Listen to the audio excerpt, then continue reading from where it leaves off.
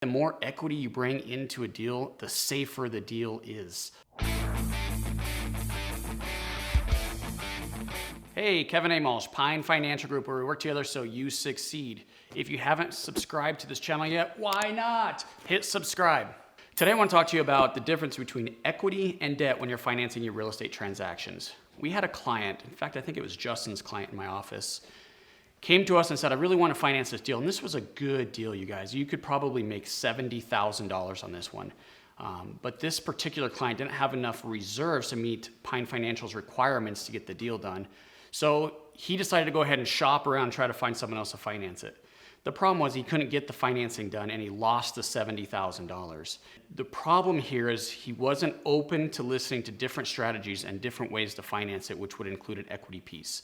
So I want to make sure our viewers understand the difference between equity and debt. First, debt.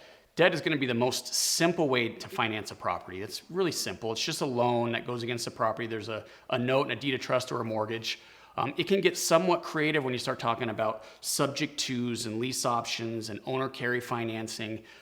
Pine Financial gets as creative as we can by using multiple properties as collateral to get one deal done if you don't have enough equity in one.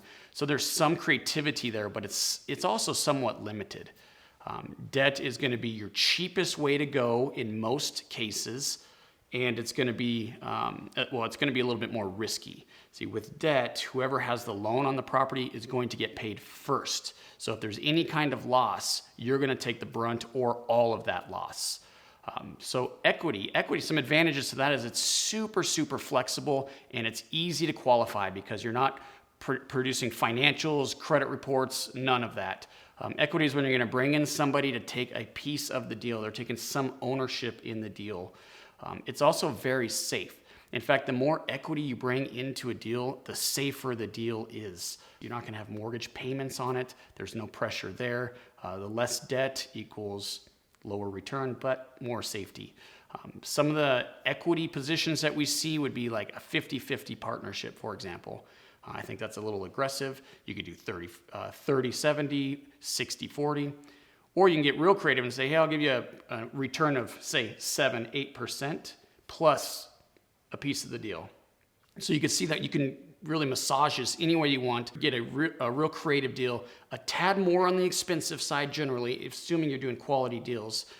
Pine Financial, we're hard money lenders. We're a little bit more expensive than you would get at a bank or a conventional loan. But I'll tell you what, it's going to be a lot cheaper if you're doing good deals than going out and getting a partner for 50% of your deal. So please give us a try, pinefinancialgroup.com. And I want to say one more thing before I close this out.